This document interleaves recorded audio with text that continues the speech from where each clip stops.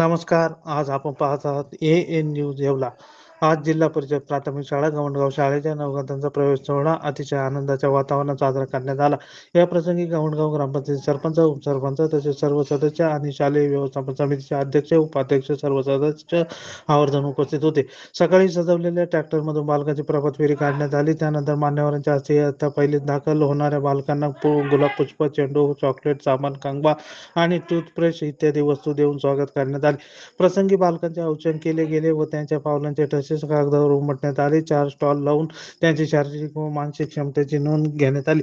इयत्ता 1ली ते 7वीच्या उपस्थित सर्व विद्यार्थ्यांना मान्यवरांच्या हस्ते पाठ्यपुस्तके वाटप करण्यात आली.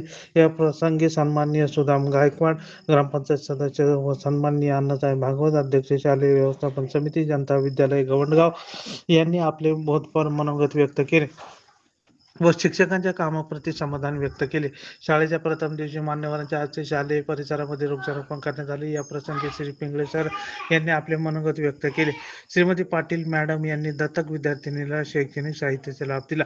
या कार्यक्रमासाठी निरीक्षक व संपर्क अधिकारी म्हणून श्री अण्णासाहेब पटणकर साहेब, सहाय्यक प्रशासक अधिकारी पंचायत समिती येवला तसेच जरळकर साहेब, विस्तार अधिकारी पंचायत समिती येवला यांनी भेट दिली. सदर भेटीमध्ये शालेय परिसर व सर्व उपक्रमाबद्दल त्यांनी समाधान व्यक्त केले. या कार्यक्रमासाठी सरपंच पोलीस पाटील, ग्रामपंचायत सदस्य व अन्य गावकरी पालक उपस्थित होते.